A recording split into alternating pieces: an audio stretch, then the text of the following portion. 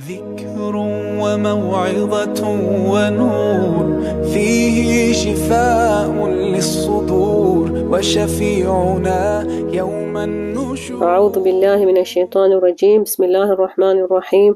الحمد لله رب العالمين، والصلاة والسلام على أشرف الأنبياء والمرسلين وعلى آله وصحبه أجمعين. أما بعد، السلام عليكم ورحمة الله وبركاته. aya yetu leo tutachukua aya namba 64 kwenye surati Yusuf. Allah subhanahu wa ta'ala anasema, qala hal amanukum alayhi illa kama amintukum ala akhihi min qabl fallahu khayrun hafidhan wa huwa arhamur rahimin. Tafsiri ya hii aya, baba yao akawaambia, vipi nitawaamini juu ya ndugu yenu? Nishawaamini juu ya ndugu yenu kabla, Nabii Yusuf, mkaahidi kumhifadhi na musitekeleze hilo. Mimi siziamini ahadi zenu na utunzi wenu, lakini mimi nauamini utunzi wa Mwenyezi Mungu, bora wa wenye kutunza na mwenye huruma zaidi kuliko wenye huruma. Na mtarajia atanirehemu, atamtunza na atamrudisha kwangu.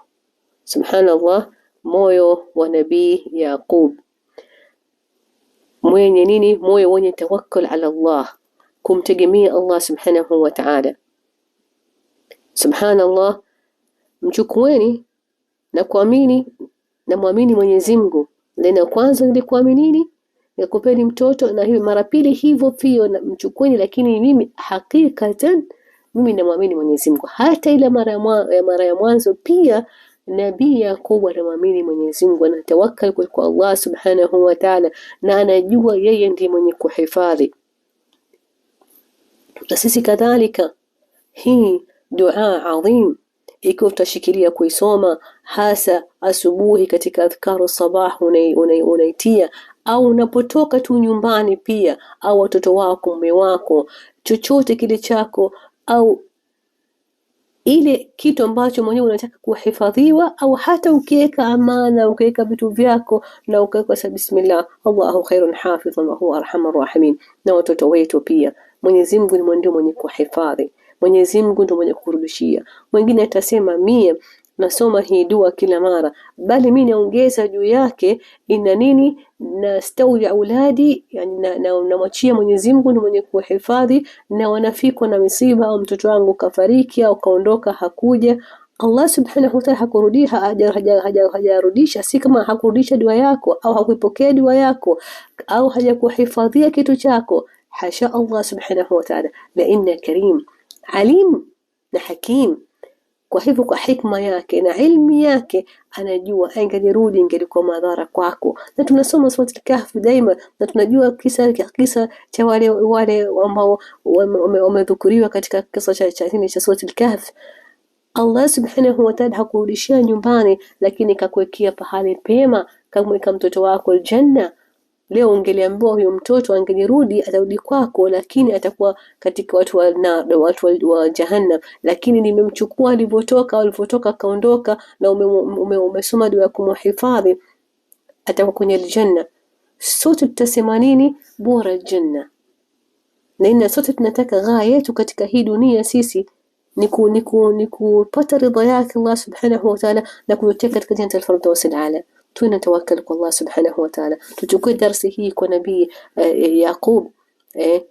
Na kadhalika pia watoto wetu wanapokosea, au sisi tunapokosea, au mtoto akikosea, kukosea ni ubinadamu. Tunakosea sote, tunarudi kwa Mwenyezi Mungu, tunatubia, na tunaweza kukosea na tukarudia kosa lile, hasa kwa watoto wetu. Ikiwa hatukuamini sisi watoto wetu, hakuna mtu katika dunia atawaamini. Idhan tuwape chance. Nabii Yaqub anawapa watoto wake chance mara ya pili, na si kama nini kitu kingine, ni kitu kile kile. Na sisi kadhalika pia tuwe ni wenye kuwa na yaqeen na kuwa na tawakkal kwa Allah subhanahu wa ta'ala, na kuwa ni wenye kujua kama sisi ni binadamu tunakosa, na mtu atakosa, tumpe mwenzetu second chance, mpe mwenzetu fursa ukhra. Ikiwa Mwenyezi Mungu anatupa fursa ukhra, tukitubia na natuweka pahali bora kuliko nini tulipo mwanzo.